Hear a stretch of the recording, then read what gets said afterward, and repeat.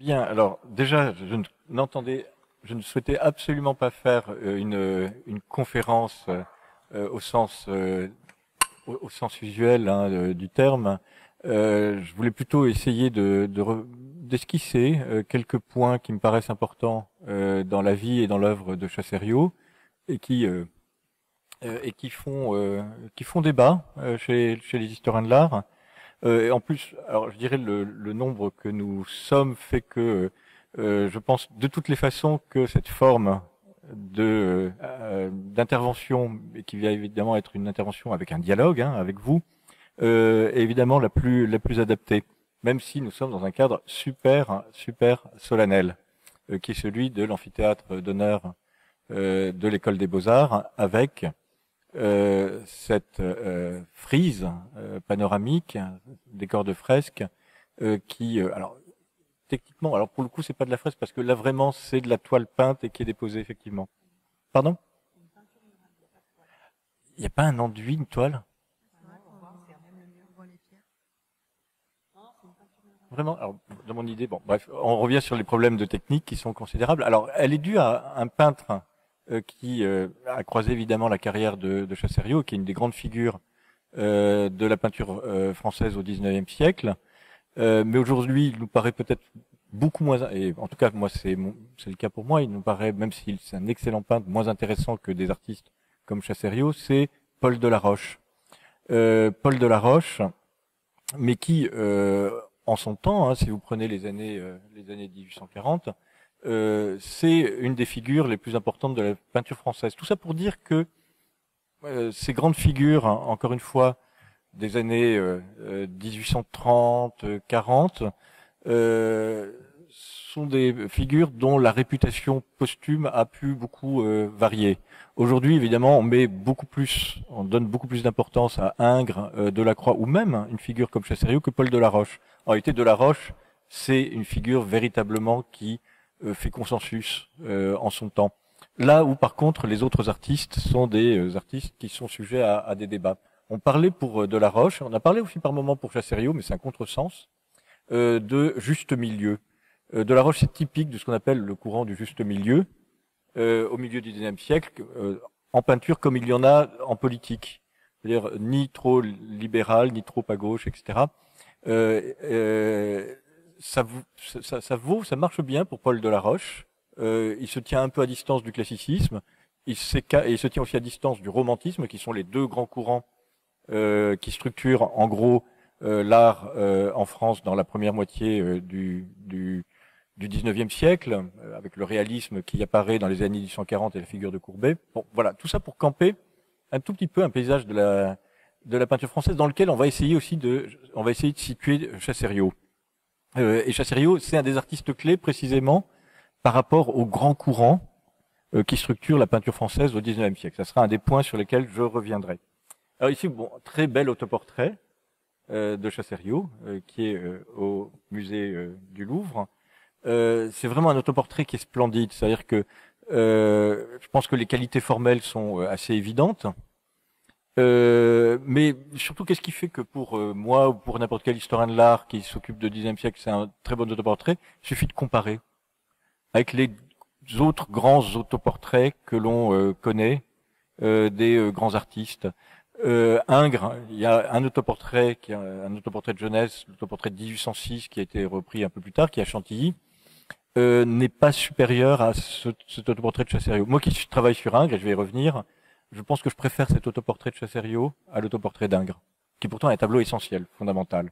Mais plastiquement, en termes de présence aussi, je pense que cet autoportrait a quelque chose de très fort. Et ce qui est intéressant, c'est qu'il reprend évidemment des physionomies qu'on trouve chez Ingres, et en même temps une manière qui est beaucoup plus souple, une touche qui est visible ici, qui sont autant d'indices d'une indépendance par rapport au métier ingriste qui est beaucoup plus précis, beaucoup plus porcelané dans le rendu des chairs ou même des manteaux.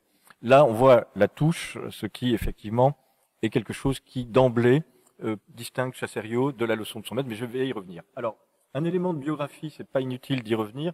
Chassériau est né donc en 1819 à Santa Barbara de Samana, à Saint-Domingue, dans l'actuelle République dominicaine. Bon, c'est quelque chose qui est fondamental. Cette question des colonies françaises et qui maintenant intéresse de plus en plus l'histoire de l'art. Je vais y revenir. Bon, un mot aussi. Alors pardon, j'ai l'air d'emblée aussi d'ouvrir des fenêtres et de faire des digressions. Si je vous parle aujourd'hui de Chassériau, c'est qu'évidemment, comme 19e je me suis forcément penché sur lui, j'en ai parlé dans mes cours, mais pour autant, j'ai jamais écrit sur Chassériau. Je suis spécialiste d'Ingres. J'ai fait mon mémoire d'habilitation à diriger les recherches sur Ingres, que je connais bien, mais il faut des années pour commencer un peu à s'y connaître sur un artiste comme Ingres. Chassériau aussi, c'est un univers. Par contre, j'ai beaucoup fréquenté les bons spécialistes de Chassériau. Les bons spécialistes de Chassériau depuis une vingtaine, trentaine d'années, ils sont 4, 5, 6, en France en tout cas. Il y a tout d'abord Christine Peltre, qui est l'autrice de la monographie qui fait référence, publiée chez Gallimard il y a une vingtaine d'années, ça doit dater d'il y a 25 ans à peu près. C'était concomitant de la grande exposition du Grand Palais. Christine Peltre, qui a été longtemps professeure à l'université de Strasbourg et qui est spécialiste de l'orientalisme. Par ailleurs, c'est la grande spécialiste française et même de réputation internationale de l'orientalisme. Et je trouve que j'étais son jeune collègue à l'université de Strasbourg. C'est quelqu'un que je connais bien, que j'ai beaucoup fréquenté et avec qui j'ai discuté très souvent de son livre quand il était en gestation et une fois qu'il a été publié. Alors, tout d'abord, Christine Peltre. Il y a pour les dessins une personne qui est fondamentale pour la connaissance des dessins de Chassériau, c'est Louis-Antoine Prat. Bon, c'est un immense spécialiste de dessin. C'est aussi un des meilleurs, si ce n'est le meilleur un des deux meilleurs spécialistes des dessins d'Ingres. Aussi, sur lequel il s'est beaucoup penché. Après, c'est un très grand, il a un champ très large, hein, Louis-Antoine Prat, mais il est absolument fondamental sur Chassériau et ses dessins, en tout cas. Et à partir des dessins, on peut voir évidemment énormément de choses chez Chassériau. Autre spécialiste de Chassériau, il y a Stéphane Guégan, que je connais aussi bien, avec qui j'ai un peu moins discuté qu'avec Christine Peltre ou d'autres, mais dont les travaux sont évidemment très importants, Stéphane Guégan. Enfin, pour les questions biographiques et les questions aussi de rapport avec la créolité, avec la question aussi des colonies et de l'esclavage, un des meilleurs spécialistes, et voilà, et vous êtes en relation avec lui, hein, j'en ai dit, voilà, c'est Bruno Schoenig. Bruno Schoenig, c'est un historien de l'art très particulier. C'est un fou d'archives déjà, et il est vraiment très très fort sur les correspondances d'artistes et sur les archives. Au départ, c'est plutôt un spécialiste de Géricault, très grand géricaldien, mais il est très bon aussi sur d'autres artistes, sur Ingres, c'est très très bon connaisseur, et Chassériau aussi, il est absolument indispensable sur Chassériau. Et surtout, ce que je retiens, ce qui nous intéresse, c'est que ce soit pour Géricault, mais aussi pour Chassériau, une des choses qui l'a le plus intéressé, c'est la question des races, la question des colonies et la question de la créolité chez Chassériau et de l'importance que ça pouvait revêtir à son époque, mais aujourd'hui aussi. Bon, qui est une sorte d'impensé qui a été longtemps un tabou, une sorte d'impensé. Il y a deux choses. C'est sans doute peut-être un tabou. Alors, pardon, je me risque à le dire, je sais pas. Hein, peut-être un tabou familial, un certain temps, plus maintenant du tout. Et on avait discuté. Hein. Ça a été quelque chose qui n'était pas un tabou dans la critique de l'époque de Chassériau, puisqu'on lui faisait remarquer. Après, dans l'historiographie, ça a été effacé. Et c'est maintenant, depuis une trentaine d'années, que cette question est revenue en toute clarté. Et ce qui est intéressant, c'est qu'elle croise, cette question, elle croise d'une manière très forte les travaux qui sont menés sur d'autres artistes par rapport à la question noire, par rapport à l'esclavage, et par rapport à la question qu'on pourrait qualifier de post-coloniale ou décoloniale. Bon. Donnerai un exemple. Un autre exemple d'un artiste dont on examine le rapport à l'esclavage et au noir, c'est Jacques-Louis David. Jacques-Louis David vient de faire l'objet d'un texte très important, un livre qui vient de sortir il y a 3-4 mois, de Philippe Borde, un des grands davidiens, qui vient de publier une étude extraordinairement passionnante et en tout cas très documentée sur le rapport de David avec la question de l'esclavage. Bon. Donc voilà, Chassériau en tout cas est au cœur de beaucoup d'interrogations contemporaines chez les historiens de l'art, et c'est quelque chose qui est évidemment très important et qui méritait d'emblée d'être souligné. Alors, une chose qui me semble aussi très importante, c'est de parler de la trajectoire biographique, l'enfance et la jeunesse de Chassériau. Bon, souvent, je trouve que les biographes, quand ils s'arrêtent sur ces questions, en font trop, et j'ai toujours peur un peu des biais psychologisants quand on parle de l'enfance, la jeunesse d'un artiste, et notamment au XIXe siècle. Bon, en même temps, c'est difficile pour Chassériau d'en faire l'économie, la biographie. Tout d'abord, il y a la personnalité. Alors, je pourrais prendre les choses dans les deux sens. Hein. Je pourrais commencer par la mère et ensuite passer au père. Hein. Voilà, je ne donne pas plus d'importance à l'un comme à l'autre.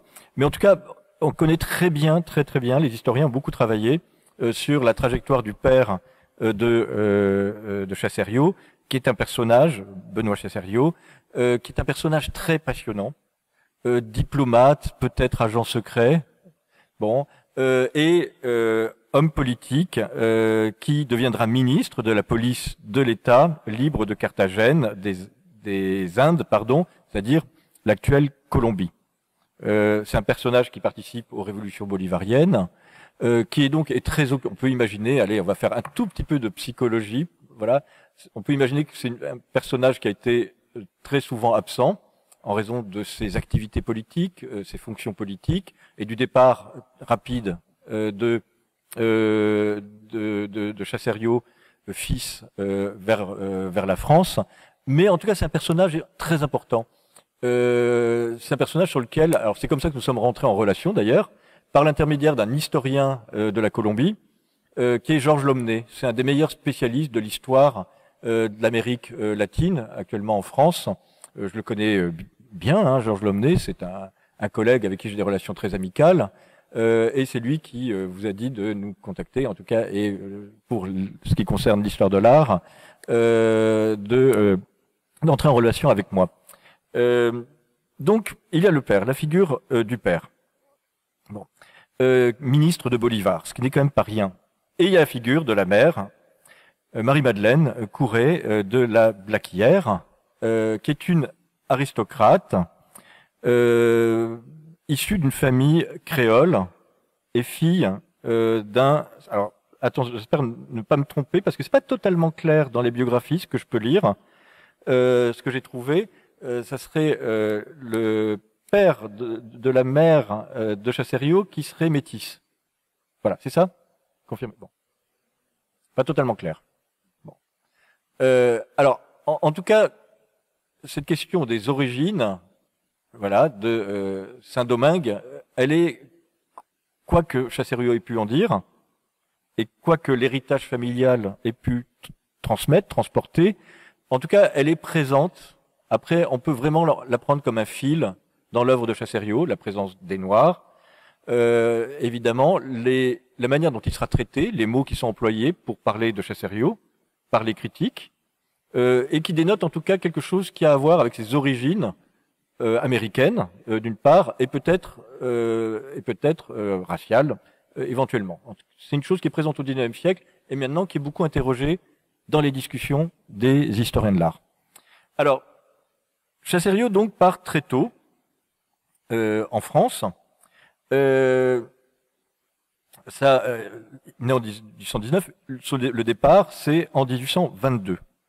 Bon, en 1822, avec un apprentissage très précoce de la peinture, très précoce. Dès 11-12 ans, il croise le chemin d'Ingres, bon, qui est un professeur tout puissant à cette époque. C'est le moment où Ingres travaille à une de ses grandes peintures, c'est le Saint-Symphorien, qui est à Autun, une des grandes compositions, qui sera un tableau très discuté, un échec critique par ailleurs. Et Ingres remarque tout de suite le talent de Chassériau et l'intègre dans son atelier. Alors, il l'intègre dans son atelier. Il faut savoir qu'à l'époque, les ateliers fonctionnent sur un mode double, à la fois privé et public pour les grands artistes comme Ingres. Il est évidemment professeur ici, aux Beaux-Arts, hein, Ingres, à ce moment. Mais pour se former chez Ingres, d'abord, on entre dans son atelier privé, qui est non loin d'ici, et on prépare un apprentissage qui vous conduit ensuite à rentrer ici dans l'école, sachant que l'école forme uniquement les artistes qui sont déjà formés dans les ateliers privés. Et il les forme en vue de passer le concours du prix de Rome. Bon, voilà comment les choses se passent. Il entre donc très tôt dans l'atelier d'Ingres. Ingres repère très vite son talent. On peut en avoir une idée de son talent ici. C'est un portrait de Prosper Maria, qui est un peintre. C'est un tableau que Chassériau exécute à 15 ans. Bon, 15 ans, c'est vraiment très très très tôt. Même s'il ne faut pas penser les âges de l'apprentissage de la même manière au XIXe siècle par rapport au XXe, XXIe siècle, hein, c'est vraiment très tôt. Ingres, lui aussi, était très précoce. On a un dessin qui est conservé à Montauban, qui représente une tête de Niobé, qu'il prétend avoir réalisé à 9 ans. On discute. Bon, on discute. À mon avis, c'est plutôt 12-13 ans, ce très beau dessin à Montauban. En tout cas, une peinture comme ça à 15 ans, c'est vraiment très impressionnant. Et il impressionne tout le monde, très tôt. Au point tel que Ingres le prend sous son aile. Et lui promet une carrière impressionnante. Il y a un phénomène, c'est évident qu'il y a un phénomène de mimétisme. Ingres, c'est un élève de David, et un élève mal aimé par David. La dimension affective est vraiment très importante dans ses ateliers, sachant que David, par contre, avait un élève préféré, qui très jeune avait montré qu'il était très doué, alors pardon pour l'allitération qui est volontaire, c'est Drouet précisément, Jean-Germain Drouet, qui subjugue très vite David. Bon, il y a un peu quelque chose qui ressemble à la relation Drouet-David dans la relation Ingres avec Chassériau. À ceci près que David aidera vraiment Drouet à aller à Rome, à réussir, alors que Ingres, et c'est une première cassure dans la relation avec Chassériau, acceptera de partir à l'Académie de France à Rome, bon, laissant de côté et ne suivant plus la carrière de Chassériau, et le laissant se débrouille aussi dans des difficultés financières.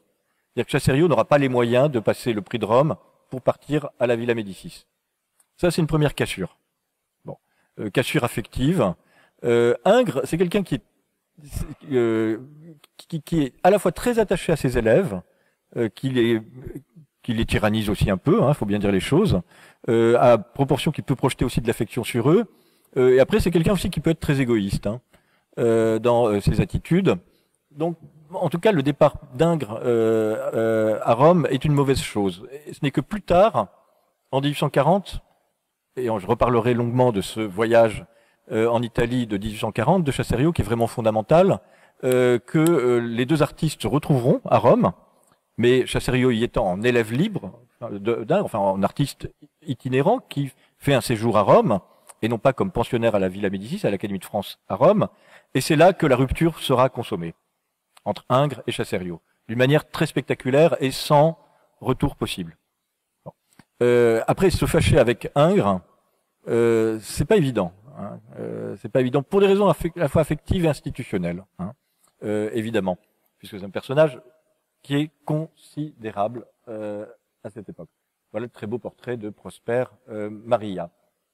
Alors, les relations avec Ingres, je vais poursuivre. Il y a une œuvre qui est une œuvre clé qu'on interroge beaucoup depuis quelques années. J'en ai parlé tout à l'heure.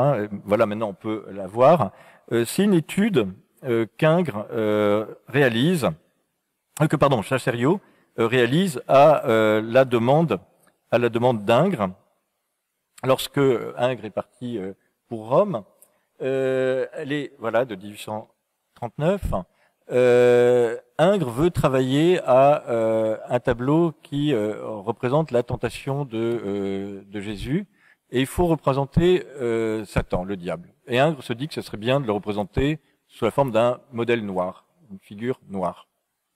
Évidemment, c'est quelque chose d'assez frappant qu'il puisse s'adresser à Chassériau pour représenter cette figure. Bon.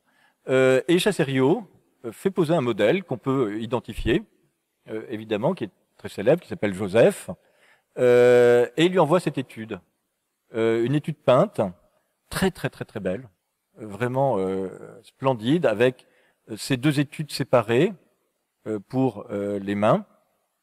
C'est une œuvre qu'on voit, qui est souvent exposée au musée Ingres à Montauban, hein, qui évidemment est très belle. C'est une œuvre qui était une des plus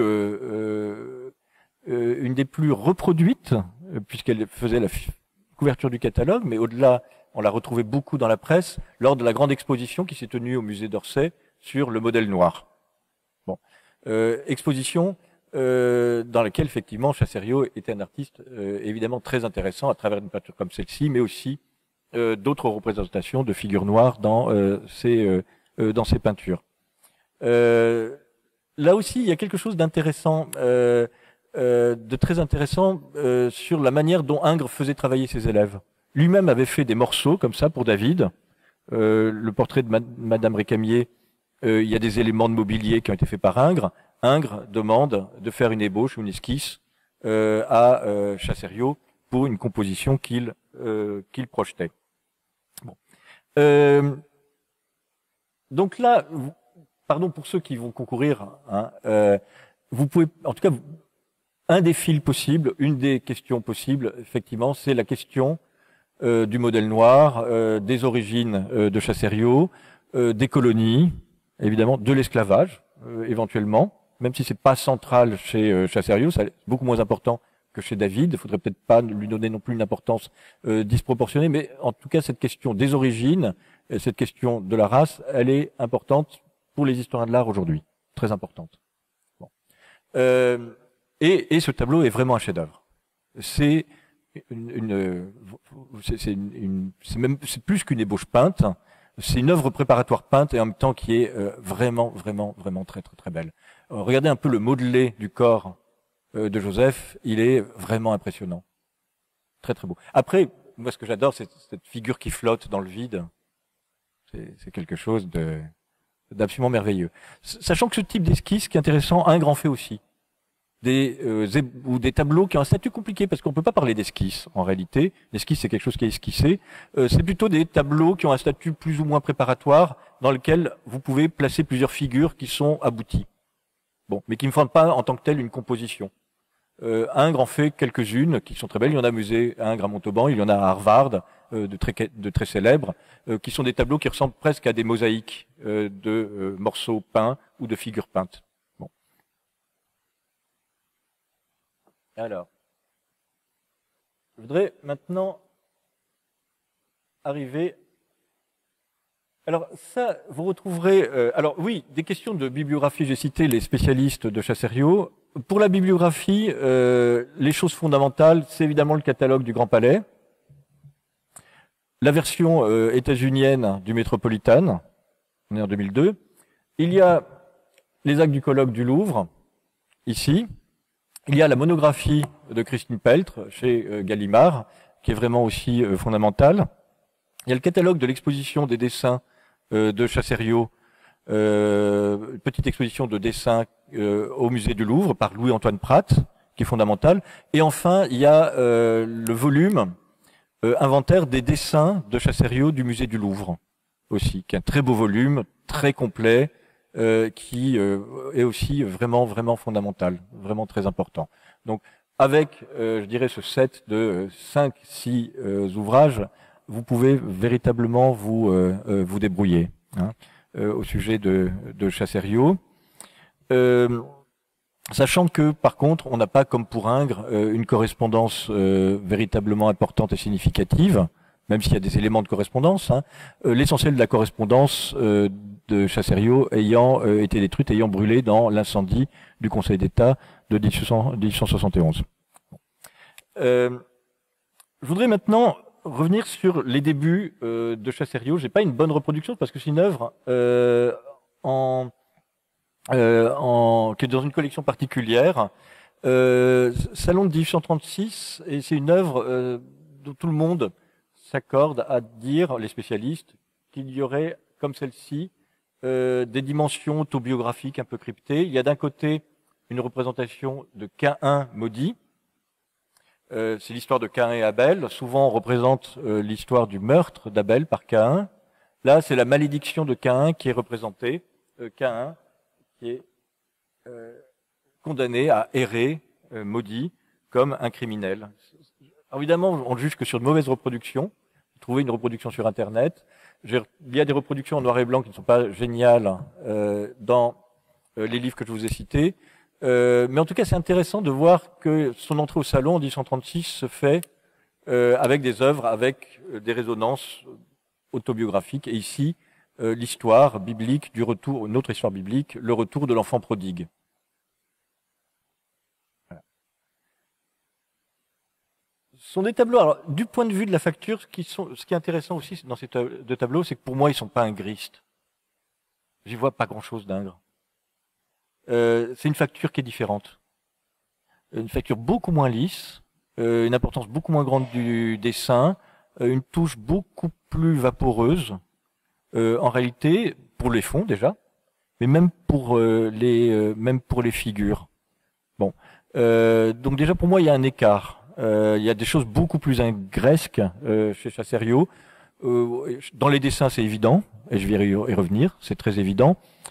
Ici déjà, bon, en tout cas c'est intéressant parce qu'il n'y a pas du tout quelque chose qui pourrait ressembler à de la soumission. J'ai un fil, de la soumission au maître. C'est un artiste qui est quand même très indépendant. Vous prenez Flandrin, les grands élèves d'Ingres, qu'Ingres verra comme vraiment ses héritiers. Hein.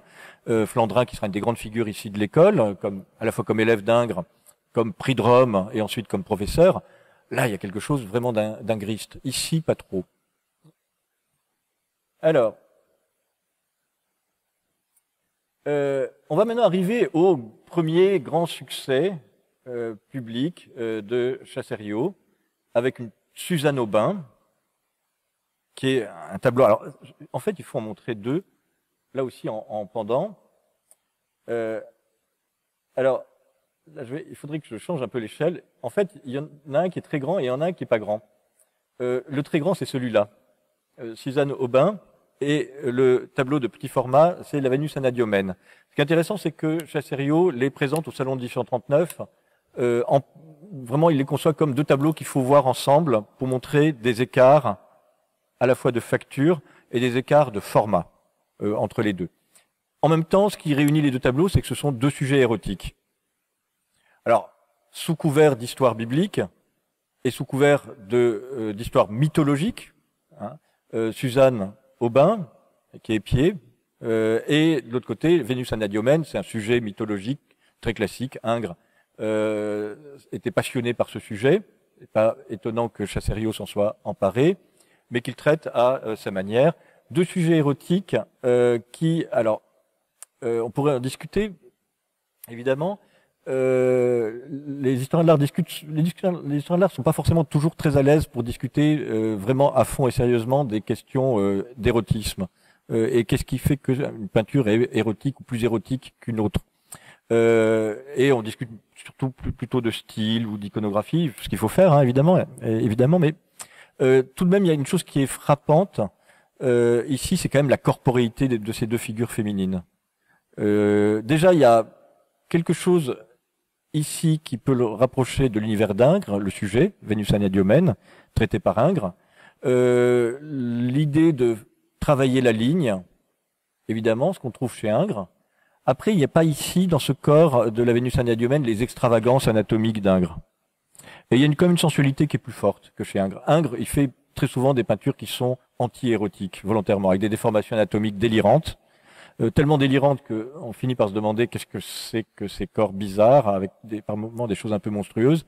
Là, il y a quand même quelque chose d'extraordinairement sensuel, et dans la chevelure, et même dans la manière dont le corps est enveloppé, avec une peinture très douce pour la peau de cette Vénus Anadyomène. Très belle peinture, sachant qu'il y a une corporité plus massive, plus forte et impressionnante, hein, et qu'on peut qualifier d'érotique, dans la Suzanne Aubin, au-delà du sujet, qui est un sujet érotique, évidemment.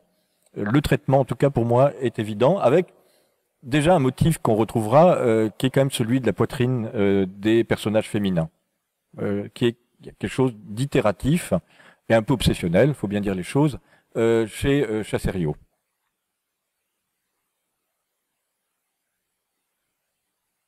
si vous voulez par moment intervenir et faire des commentaires, poser des questions, faire des commentaires, évidemment, je vous y invite. Alors, nous sommes en 1839 et après va survenir le voyage à Rome.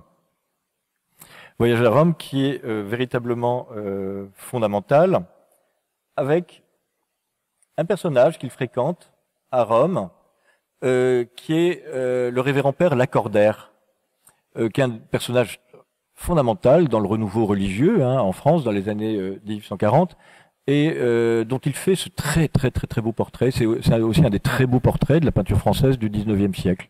Évidemment, il est au musée du Louvre. Peinture très belle, qui pose toutes sortes de questions, des liens entre les artistes et ces courants religieux, ce renouveau religieux dans les années 1840, dans les années 1840, très fort, c'est surtout les années 1840, sont des années où aussi les peintres sont soumis très souvent aussi à des injonctions religieuses, à essayer d'abandonner l'érotisme raphaélien. Ce sont les idées d'un homme qui s'appelle Alexis François Riault, qui sont très fortes dans les années 1840.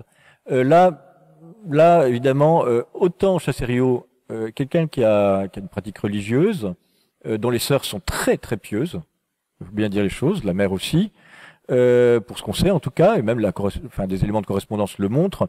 Chassériau n'abandonnera véritablement pas, je dirais, toute la veine érotique qu'on trouvait chez elle, et qui va continuer à durer, à persister dans ses œuvres. Mais en tout cas, je voulais mentionner cette peinture qui est vraiment un des chefs-d'œuvre, de Chassériau.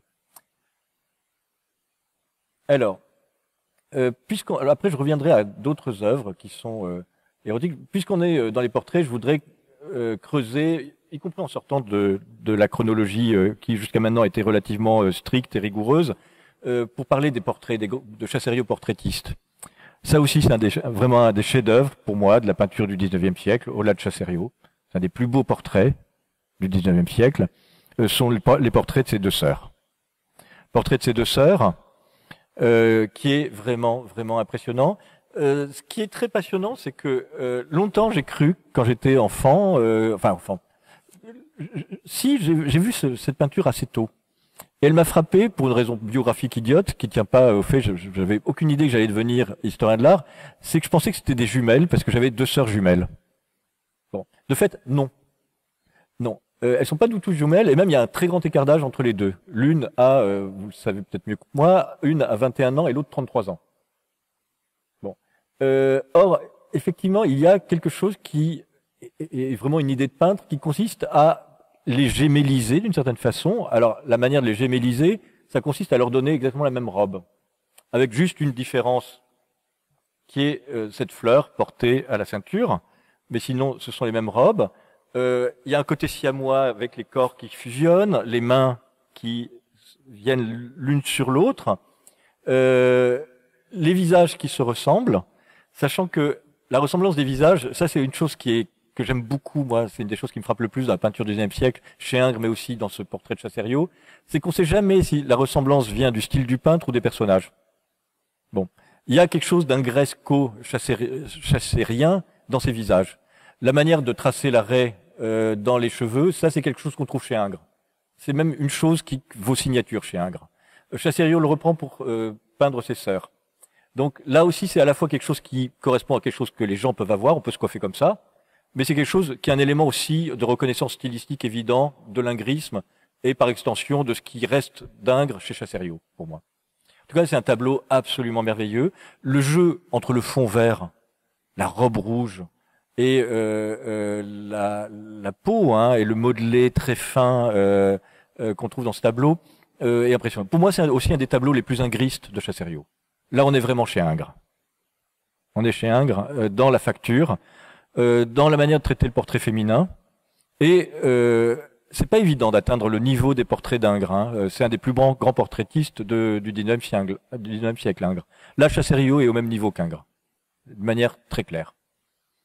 Et c'est un chef-d'œuvre. C'est vraiment un chef-d'œuvre. Et c'est un chef-d'œuvre d'intimité. Aussi, d'une relation très forte, on le sait, entre Chassériau et ses deux sœurs. Une chose aussi qui est importante, sur lesquelles après je vais attirer votre attention dans d'autres peintures, sont les bijoux. Sont les bijoux. Les bijoux, c'est deux choses. C'est la parure des femmes, évidemment. Et ça peut avoir quelque chose d'érotique. Alors non pas ici, mais on le verra pour d'autres tableaux.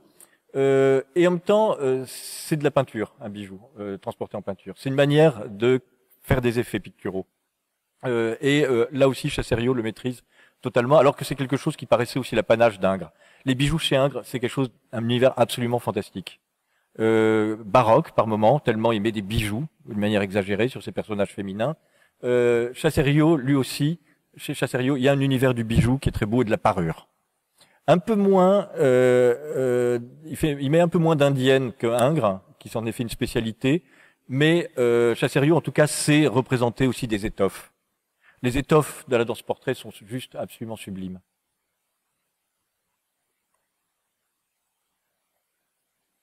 Alors, d'autres portraits. Là aussi, c'est un très beau portrait, moi que j'aime beaucoup. La comtesse de la Tour Maubourg, où il y a quelque chose d'Ingres dans la simplification, et notamment derrière, ça me fait penser à un tableau d'Ingres qui s'appelle La Vénus à Paphos, qui est au musée d'Orsay, mais qui est qui est un tableau tardif. Après, il y a une manière de construire les visages féminins qui cesse d'être ingresque. Cette espèce de visage allongé, pour moi, c'est typiquement Chassériau. Il y a une simplification, une schématisation du visage qui est assez antinaturaliste, faut bien dire les choses, et qui est propre à Chassériau et qu'on va retrouver dans un dessin qui, pour moi, est un des plus beaux dessins du XIXe siècle. C'est le tableau de la femme de Victor Motez. Je me souviens plus de son nom, pardon, Julie Motez. Motez, c'est un peintre, très bon peintre, élève d'Ingres aussi, que Chassériau croise à Rome, et dont il décide de faire ce portrait dessiné. Le visage, pour moi, est typique aussi de cette schématisation qui est propre à Chassériau et qui fait remonter d'une manière exagérée les yeux sur le front. Je suis pas sûr qu'elle ait eu ce visage. Enfin bon, pour dire les choses, pour moi, il y a une schématisation avec ses yeux qui remontent un peu trop haut, ce nez qui est beaucoup trop grand, le nez beaucoup trop long. Bon. Peut-être qu'elle avait un nez très long, mais je crois pas. Je crois que c'est plutôt un élément de stylisation, de schématisation. Puisqu'on peut le retrouver, pardon ? Oui, parce qu'on peut le retrouver dans la peinture que je vous ai montrée de la comtesse de la Tour Maubourg. Et en même temps, ça donne un dessin qui est prodigieux, qui est à New York, au Metropolitan Museum, qui est un chef-d'œuvre aussi. Je sais pas, après, peut-être que vous direz que j'aime exagérément les dessins de Chassériau et la peinture de Chassériau, mais non, là, je pense que pour avoir vu beaucoup de dessins du XIXe siècle, ce dessin est un chef-d'œuvre total aussi. Une très belle reproduction dans le catalogue. C'est un des clous de l'exposition de 2002. Alors là aussi, c'est une chose qui est pas évidente. Ingres est génial en dessin. Ingres est vraiment génial. Chassériau est tout aussi fort dans le domaine des dessins. Et Louis-Antoine Prat, par moment, n'hésite pas à mettre en vis-à-vis des dessins dans le catalogue. Je trouve que c'est très intéressant. Les mêmes personnages représentés par Ingres et Chassériau. Par moment, et même plus qu'occasionnellement, le dessin d'Ingres est moins intéressant. Alors, après, je dis pas que Ingres est moins bon dessinateur. Il y a des dessins qui sont juste des chefs-d'œuvre absolus de portraits chez Ingres.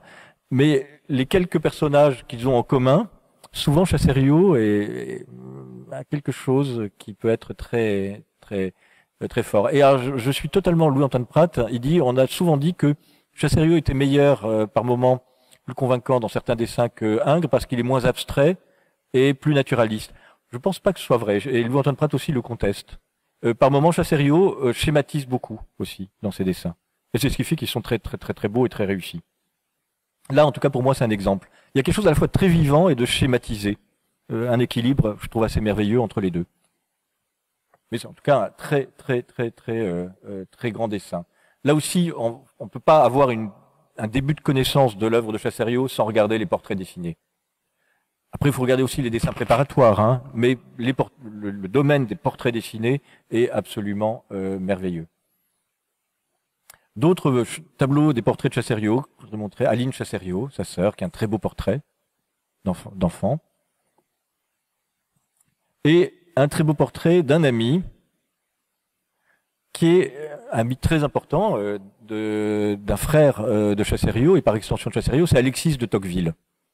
Alexis de Tocqueville, personnage à la fois politique, mais aussi théoricien politique vraiment fondamental au XIXe siècle, et qui est représenté ici. Ça peut paraître un portrait ennuyeux, comme ça, les portraits officiels de personnages. Il y en a aussi chez Ingres. Moi, je trouve que c'est un très beau portrait, avec la manière de traiter le fauteuil pour mettre une note de couleur. Et puis même, il y a quelque chose d'assez intense dans le regard. Alors là, pour le coup, on se rapproche aussi d'Ingres. C'est le fait de faire des yeux un tout petit peu trop grands. Alors ça permet d'avoir un regard peut-être plus vivant, plus vif. Il y a quelque chose d'équivalent chez Ingres, c'est le portrait de Granet. Le portrait de Granet, son ami Granet, qui est à Aix, c'est un portrait où Granet a des yeux quasiment de vache, trop grands, ça va pas. Et en même temps, c'est un tableau fascinant, fabuleux. Bon, là, je dirais pas que Tocqueville a des yeux de vache, mais ils sont un peu grands. Alors ça aussi, c'est quelque chose qui est propre à Ingres et que Chassériau reprend, c'est de pas avoir peur de faire des déformations, des petites modifications anatomiques qui peuvent paraître des erreurs, mais qui sont absolument assumées et volontaires. Sont des gens qui ont un apprentissage académique qui est tellement parfait qu'ils savent très facilement en sortir, l'un et l'autre. Prendre des libertés avec un apprentissage académique qu'ils ont fait d'une manière parfaite, et peut-être même Chassériau encore plus qu'Ingres. Alors, c'est par Tocqueville que Chassériau a eu son fameux décor qui était à la Cour des comptes. Le décor qui était à la Cour des comptes et qui a brûlé en 1871 et dont ici les restes calcinés ont été récupérés par Gustave Moreau, qui a financé leur déposition, leur préservation, et ce qui fait qu'on a une idée matérielle, en plus des photographies, de l'importance de ce décor peint, qui devait être un des plus beaux décors peints au XIXe siècle à Paris. Avec ici une allégorie de la paix, sur lequel il y a des remarques. Alors il y a un texte, voilà, j'en discutais avec votre frère tout à l'heure. Il y a un texte de mon collègue et ami, Bruno Schenick, qui peut-être vous a paru très surinterprétatif dans les actes du colloque, qui s'appelle Chassériau et la haine des femmes. Alors, je suis totalement d'accord avec vous sur le... Je pense pas du tout que Chassériau avait une haine pour les femmes. Ça me paraît absolument faux. Par contre, la moitié du raisonnement de Schenick, qui ne porte pas sur cette question d'une haine éventuelle, de rapport d'amour-haine avec les femmes, c'est par moments des motifs un peu bizarres chez Chassériau, un peu étranges dans les personnages féminins. Avec ici, là vous avez deux personnages féminins qui sont décrits comme allaitant un enfant. On a quasiment l'impression qu'elles sont en train de le disloquer. Bon, il y a quelque chose de très étrange, vraiment. Bon. Et ça se voit en réalité. Et ça n'en est que plus intéressant, et que tout de suite il faut relier à la figure féminine ici qui est en train d'embrasser un petit qui n'est plus un nourrisson. Il est un peu grand, bien bon, et qu'elle embrasse sur la bouche. Bon, espèce d'affection maternante ou maternelle excessive d'un côté, et quelque chose d'étrange chez ces personnages féminins avec cet enfant au centre. Quelque chose d'assez étrange pour un décor officiel. Mais là aussi, tout de suite, je vous trouve des correspondances chez Ingres. Il y a une manie autour des figures allaitantes, des figures maternelles, chez Ingres, qui est vraiment, vraiment chronique. Bon.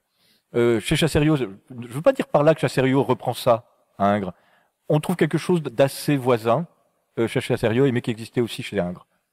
Bon, autour des figures maternelles, allaitantes. Ingres, il était obnubilé par la Vierge à la chaise de Raphaël. C'est pas uniquement parce que c'est un Raphaël, c'est parce que c'est une figure maternelle aimante dans les bras, dans les seins, de laquelle vient se blottir l'enfant Jésus et aussi Saint Jean-Baptiste.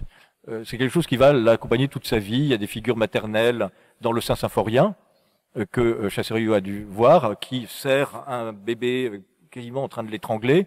Chez Ingres, on retrouve quelque chose de parallèle aussi. En tout cas, la question des représentations des femmes et des enfants, c'est une chose intéressante chez Chassériau, sur laquelle j'attire votre attention. En plus d'attirer votre attention sur ces très grands décors magnifiques de la Cour des comptes. Décor, après, on a vu celui de Saint-Philippe du Roule. Il y a aussi celui de Saint-Méry, fait en 1843, qui est également important. Ce décor de la Cour des comptes, c'est 1845, 1848. Je voudrais revenir maintenant sur d'autres aspects, d'autres œuvres, deux qui sont vraiment importantes,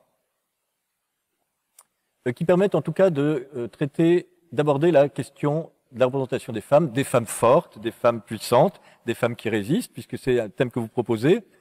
En tout cas, des figures féminines qui ressemblent pas aux figures féminines stéréotypées dans la peinture érotique ou de sujets érotiques au XIXe siècle. Bon, là-dessus, je peux que vous renvoyer à les travaux de l'historienne de l'art féministe états-unienne Linda Nochlin, immense historienne, qui se posait la question, qu'est-ce qu'un sujet érotique avec une femme dans une peinture au XIXe siècle? Généralement, c'est un sujet dans lequel on voit une femme qui est ou bien lascive, qui est en état de langueur amoureuse, sexuelle, tout ce que vous voulez, ou bien une figure effarouchée, qui a peur, parce qu'elle est épiée, parce qu'elle va être agressée, parce qu'un homme va lui courir après, un satyre va poser sa main sur son corps, etc., etc. On en a énormément d'exemples, la peinture du XIXe siècle. Ce qui est intéressant, c'est qu'ici, on est en présence d'un sujet érotique. Esther se parent en attendant d'être présentée au roi Assuérus. Très beau tableau, avec ces deux figures de servantes, une qui est métisse, une autre qui est noire, et Esther, qui ici, par contraste, est représentée avec une peau très blanche et des cheveux blonds. D'accord? Or, ce qui est intéressant, c'est une scène, effectivement, c'est le moment où Esther va être amenée au roi Assuérus pour coucher avec lui. Elle est représentée d'une espèce de légèreté et d'indifférence absolue. D'indifférence absolue, de légèreté et donc de souveraineté. Ce n'est pas une figure de soumission. En réalité, c'est une figure effectivement souveraine et indifférente. Là-dessus, alors moi, pardon, je fais tout le temps des parallèles avec Ingres.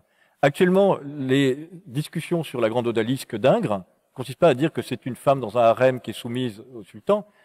Ça consiste plutôt à dire, moi je fais référence notamment aux travaux de Suzanne Siegfried, qui est une des plus grandes ingristes aujourd'hui, qui disait dans la grande odalisque une figure d'indifférence. C'est une figure d'indifférence souveraine. D'une certaine manière, on trouve ça aussi dans cette peinture d'Esther, qui par ailleurs, alors moi j'aime beaucoup, il y a des choses aussi que j'aime beaucoup.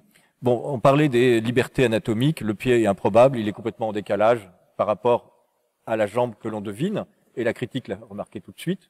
Mais ça, évidemment, Chassériau est au-dessus de ça, de la même manière qu'Ingres était au-dessus de ces questions.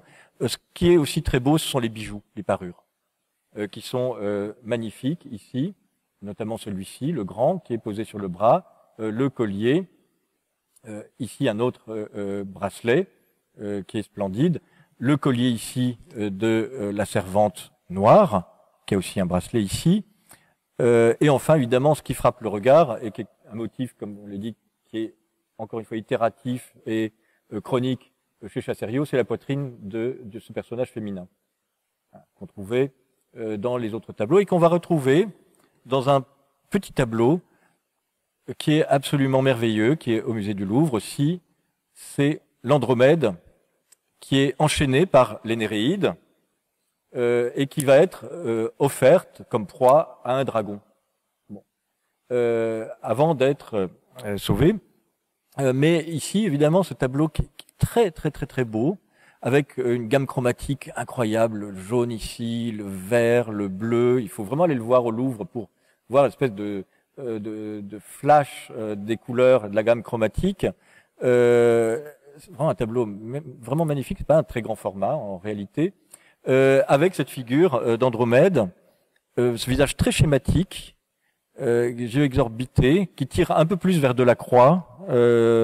Encore que si on regarde la gamme colorée ici, il y a des choses qui sont assez proches de son ami Mottez, qui joue aussi beaucoup sur les habits à l'antique en mettant une gamme de couleurs. C'est quelque chose aussi qu'on trouve dans la Stratonis d'Ingres, des couleurs comme ça, acidulées, qui sont empilées d'une manière presque cacophonique, d'une manière volontaire. Après, évidemment, ce qui est intéressant ici, c'est le spectacle de ce corps féminin révolté ici, avec ici un lien qui ressemble à un bijou et qui est enchaîné d'une manière à la fois très calme et sadique par les Néréides, qui étaient jalouses de la beauté d'Andromède. Bon. Moi, c'est un de mes préférés de Chasserio. Et alors, puisqu'on parle de la fortune de Chasserio, est-ce que Chasserio a encore de l'importance pour des élèves aux Beaux-Arts? En tout cas, moi, je peux vous dire que j'ai un de mes très bons amis, ancien élève des Beaux-Arts et qui a été professeur aussi invité ici, c'est Marc Desgrandchamps. Ce tableau, c'est le tableau qu'il a le plus marqué quand il était aux Beaux-Arts. Élève aux Beaux-Arts, un jour il va au Louvre, il voit ce tableau d'Andromède et il se dit que finalement il aimerait faire des choses qui pourraient en tout cas prendre quelque chose de ce tableau et le tirer vers une peinture contemporaine.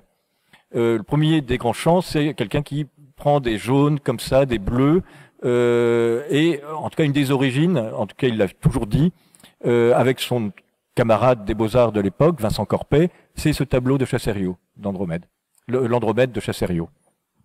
Très, très, très clairement. D'ailleurs, à ce titre, je vous ai proposé, mais c'est une proposition, c'est à vous de voir si vous voulez la retenir, que s'il faut avoir des artistes dans le jury, Marc Desgrandchamps serait une personne tout indiquée.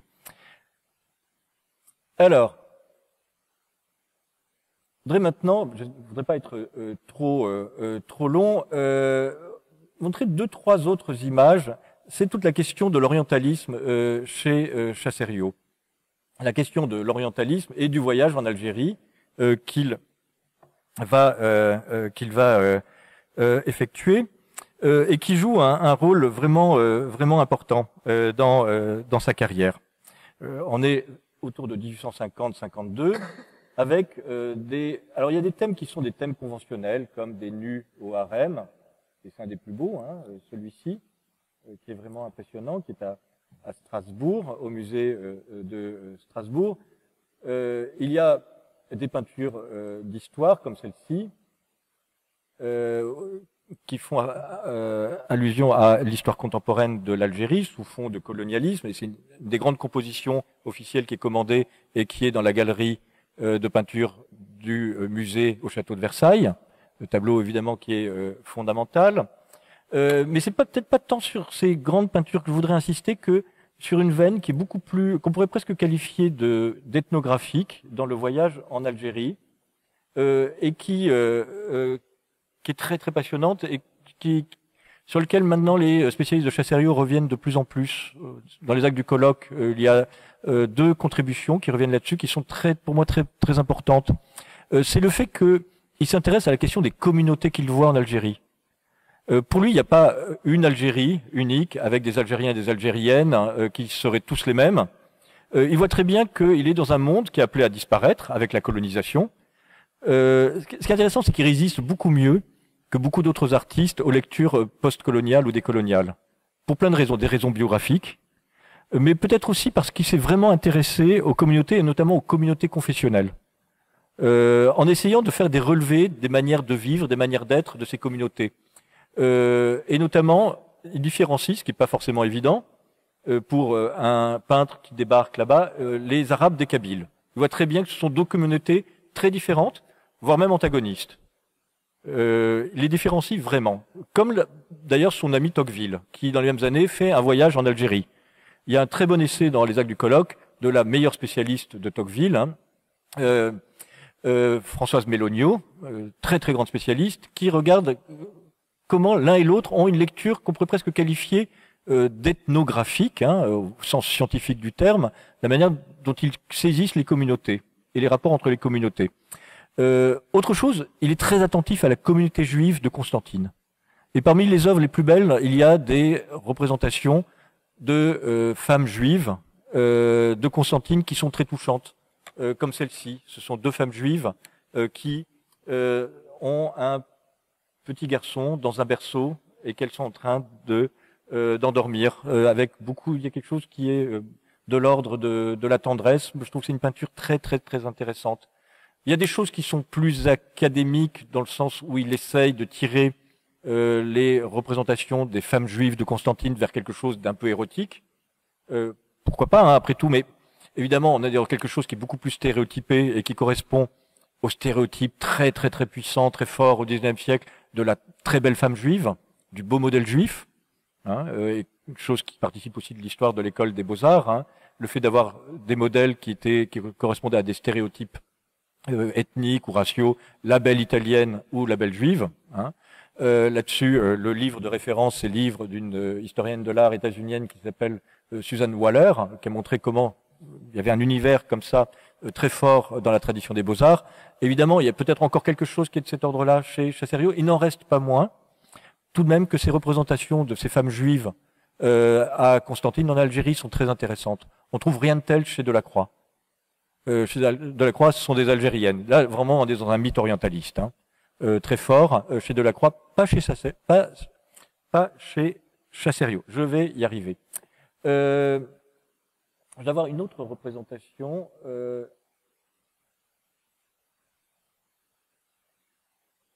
Non.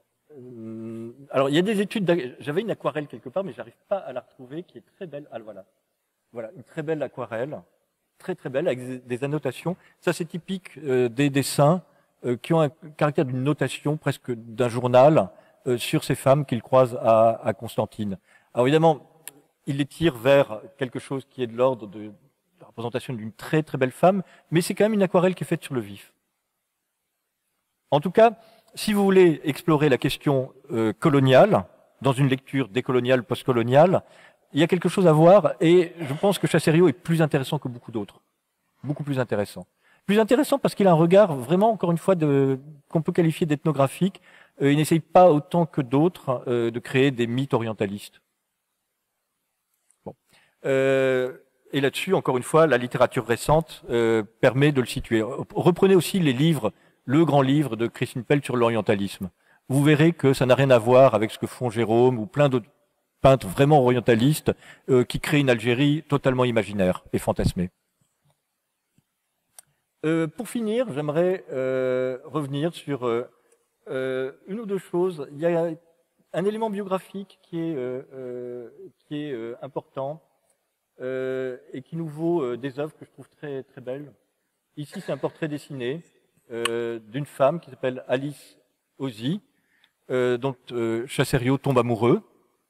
Vie sentimentale visiblement un peu compliquée, Chassériau, mais en tout cas c'est un modèle qu'il a aimé, une femme qu'il a beaucoup aimé, des tas de discussions pour savoir si c'était sa maîtresse ou pas, ça m'intéresse pas véritablement, mais en tout cas il a eu une relation très forte avec elle, ce merveilleux portrait dessiné, très très très très très beau, et une représentation peinte au musée Calvet, qui est un des nus les plus impressionnants du 19e siècle, peinture très tardive. Pourquoi? Bon, déjà, c'est un nu très sensuel. Très, très, très sensuel. On reconnaît très clairement, et c'est fait pour, les traits de Alice Ozy. Il y a une chose, évidemment, aujourd'hui, qui fait résonner beaucoup de choses contemporaines, c'est la représentation de la pilosité, ici, sous les aisselles. Vous en avez quand même pas beaucoup. Des portraits, des nus féminins au XIXe siècle, où l'artiste peut insister sur la pilosité. Ça dénote un effet de réalisme, on se dit qu'il y a un modèle réel qui n'est pas idéalisé, ça c'est une première chose. La deuxième chose, c'est qu'évidemment ça permet de voir que Chassériau regarde un peu ce qui se passe chez les réalistes, et notamment Courbet, qui est très très très en vue dès le début des années 1840. C'est un tableau qui pour moi est incompréhensible sans le vis-à-vis, la manière dont Chassériau regarde vers le réalisme. Et principalement Courbet. Vous mettez ce tableau comme ça, vous dites tout de suite c'est un élève de Courbet, c'est pas possible. C'est quelqu'un qui est en résonance avec Courbet. De fait, non. Même pour le paysage, bon, c'est quelqu'un qui est absolument libre par rapport à Courbet, pas de la même génération. Pardon? Oui, c'est vrai. Ouais, ah oui, c'est vrai. J'ai tendance à le mettre plus. Ouais. Mais oui, mais comme Courbet va vivre longtemps après, Chassériau. Enfin, du point de vue de la, vous avez tout à fait raison, hein, mais du point de vue de la suite des mouvements, c'est-à-dire que le néoclassicisme ingresque, le romantisme auquel Chassériau participe, le réalisme vient après, effectivement, très clairement. Simplement, Chassériau est tellement précoce qu'il peut traverser ses courants avant que Courbet n'arrive sur la scène artistique. Bon, là, effectivement, le rapport au réalisme est évident, au courant réaliste de Courbet est quelque chose qui est évident. Et je finirai, alors, c'est une histoire aussi qui est très intéressante, c'est la rupture de Chassériau avec Alice Ozy. En fait, il avait fait une copie d'après le Gréco, Chaserio, qu'il aimait beaucoup. Alice Ozy l'aimait aussi beaucoup et lui demande de lui donner. Il demande de lui donner, il lui cède. Bon, en tout cas, la légende le dit comme ça. Il lui cède et là, qu'est-ce qui se passe? Un soir où il est invité chez Alice Ozy, Chaserio est furieux de l'avoir donné. Il le regrette. Et il prend un couteau et il déchire le tableau. Et Alice Ozy lui renverra le tableau et rompra avec lui. Voilà comment cette histoire sentimentale et très forte s'interrompt. Pardon?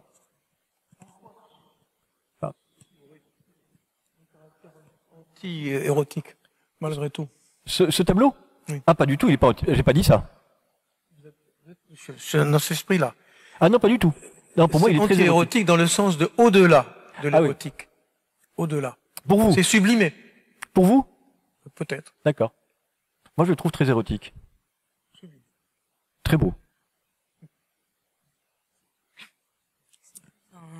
Dans ce cas-là, on peut parler d'un post-érotisme plus qu'un anti-érotisme, parce qu'il est clairement très sensuel et charnel. Mais oui, ça va au-delà des codes dont on a l'habitude, peut-être. Oui. Est-ce que vous voulez qu'il... Après, moi, j'ai juste un tableau dont je voudrais parler et j'arrête. Bon, il y a un des chefs-d'œuvre de Chaserio que vous connaissez, il est au musée d'Orsay, c'est le Tepidarium. Bon, c'est un tableau tardif, évidemment, et qui, en fait, qui est un tableau très beau, hein, vraiment très beau. On trouve d'ailleurs un portrait transporté d'Alice Ozy. Il y a toutes sortes de figures avec des teintes de peau différentes aussi, c'est une chose qui va frapper le regard. De ce point de vue-là aussi, c'est un tableau qui est très intéressant. C'est-à-dire que c'est à la fois un bain féminin de Pompéi, on verra le rapport à Pompéi, hein, mais en même temps, ça ressemble au bain, aux étuves dans lesquelles Chaserio a pu rentrer, en tout cas a pu avoir connaissance pour l'Afrique du Nord. Bon, tout le monde est d'accord là-dessus. C'est un tableau qui synthétise plusieurs expériences, le voyage en Italie de 1840 et ensuite le voyage en Algérie. Bon, c'est un tableau avec cette extraordinaire figure féminine qui reprend évidemment le motif d'Esther, avec les bras levés, effectivement, et ce corps, cette poitrine féminine offerte au regard. En même temps, c'est un tableau qui fait revenir, c'est une hypothèse qui est suggérée par deux des auteurs du colloque, je la trouve très passionnante, et on retrouve ça aussi dans le catalogue, qui fait remonter un souvenir du voyage à Pompéi par Chaserio. Quand Chaserio est à Pompéi, il est frappé par une visite d'une villa. C'est ce qu'on appelle la villa de Diomède. La villa de Diomède à Pompéi, c'est une villa où il y a une histoire très particulière. C'est une villa dans laquelle des femmes s'étaient réfugiées au moment de l'éruption du Vésuve. Et la cendre est arrivée dans la villa. Et ensuite la lave. Et toutes ces femmes sont mortes, recouvertes et tuées par la lave. Bon. Et on a l'empreinte de ces femmes mortes sur un mur. En tout cas, c'est ce que raconte Chaserio. Il n'est pas le seul. Et par ailleurs, dans ces années-là, vous savez, il y a des archéologues qui reprennent dans la lave qu'ils ont fouillée, qui retrouvent des cavités dans lesquelles ils mettent du plâtre pour pouvoir retrouver le moulage d'un corps d'une personne qui est morte à Pompéi. Bon, ça fascine évidemment les esprits. Et dans cette villa, on parle précisément de la femme de Diomède.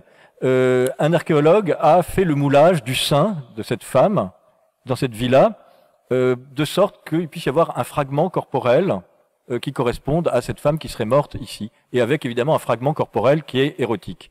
Et Chaserio est absolument fasciné par ce sein retrouvé dans cette villa. Il prend des notes là-dessus, il en parle à son ami Théophile Gautier, qui est son ami depuis qu'il est très jeune.